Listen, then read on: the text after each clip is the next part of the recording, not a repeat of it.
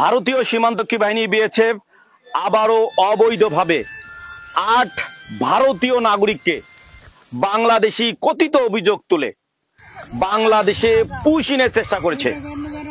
Border guard Bangladesh, BGB এবং গ্রামবাসী মিলে তাদের সেই চেষ্টা ব্যর্থ করে দিয়েছে।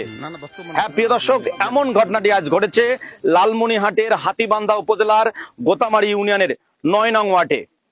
পূর্ব আমচল এলাকার ৯০৭ নং সীমান্ত পিলারের ৪ সাব পিলারের নিকট আজ ভোরে এ ঘটনা ঘটে।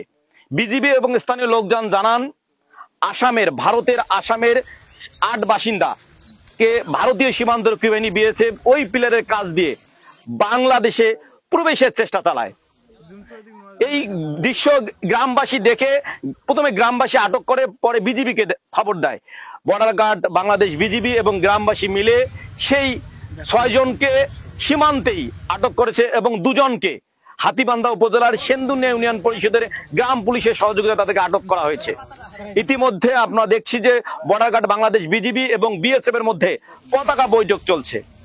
আমরা সেখানে কথা বলে জানতে পেরেছি যে তারা ভারতীয় নাগরিক, তাদের জন্ম আসামে, তাদের বাড়িঘর আসামে, তাদের বাপদাদার বাড়িঘর আসামে, তাদেরকে অবৈধভাবে বাংলাদেশের কথিত অভিযোগ তুলে বাংলাদেশে প্রবেশের চেষ্টা করছে, এতে বাধা দিয়েছে। আমরা দেখছি বিজিবির সঙ্গে গ্রামবাসীও লাঠি নিয়ে তারা এই সীমান্ত পাহারা দিচ্ছে বাংলাদেশের স্বার্থে।